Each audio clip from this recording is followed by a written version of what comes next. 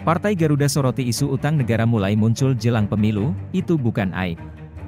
Viva Politik jelang pemilu, narasi serangan politik terkait utang negara mulai bermunculan. Cara itu dinilai sebagai serangan dari orang dan kelompok yang miskin gagasan. Demikian disampaikan Wakil Ketua Umum DPP Partai Garuda Teddy Gusnaidi. Menurut dia, jelang pemilu, mulai bermunculan lagi serangan-serangan terkait utang negara oleh orang dan kelompok yang miskin gagasan. Dia bilang cara itu untuk mendapatkan perhatian publik untuk mengeruk suara. Yang tentu tujuannya untuk mendapatkan perhatian publik, jualannya jualan pro rakyat, agar bisa menjabat, kata Teddy, dalam keterangannya, Senin, 17 April 2023. Teddy mengatakan negara berutang itu bukan aib. Ia mengatakan demikian karena negara adidaya dan maju pun berutang.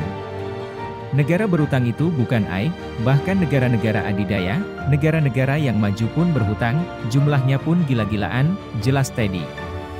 Bagi dia, negara berutang itu merupakan hal biasa karena punya tujuan.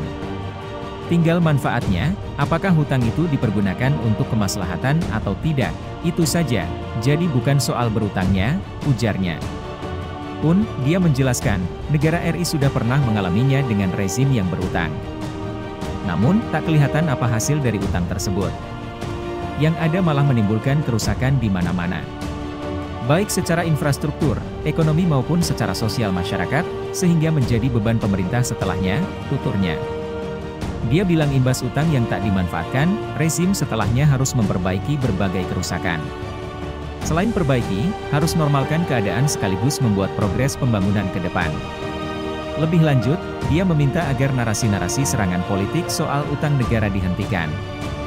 Sebab, siapapun yang memimpin pasti akan berutang.